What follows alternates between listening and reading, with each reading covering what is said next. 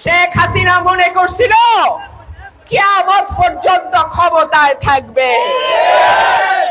শেখ হাসিনা পরনের কাপড়টা লইয়া কোনো মতে পলাইছে।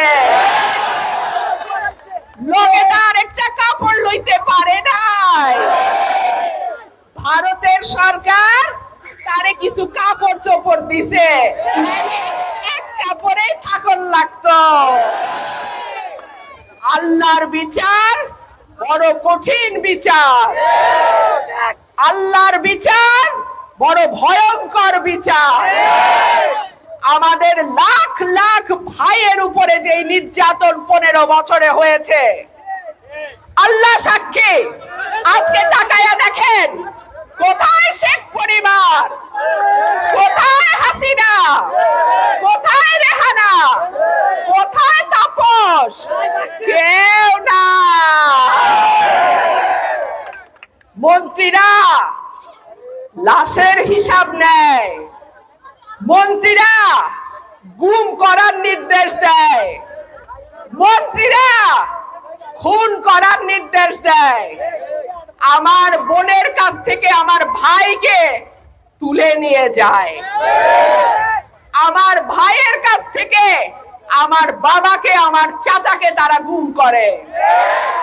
এখন আদালতে যাইতে পারে না, মাইনসে পচা ডিম আর কি জুতা লইয়া রেডি থাকে।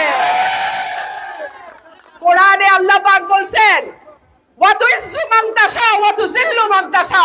আমি যাকে ইচ্ছা সম্মান দান করি, যাকে ইচ্ছা আমি বেইজ্জত করি।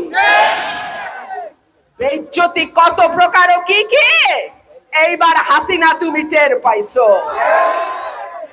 আমার সকলের প্রাণের নেতা, আমাদের নয়নের মণি, আমাদের মা দেশনেত্রী বেগম খালেদা জিয়াকে ৭৬ বছর বয়সে হাসিনা তুমি জেল খাটাইছো মিথ্যা মামলায়।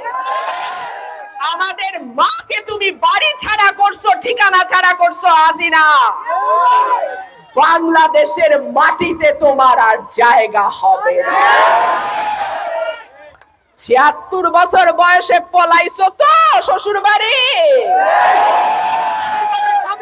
আল্লাহ করে যেন কবরটাও তোমার বাংলাদেশে না হয়।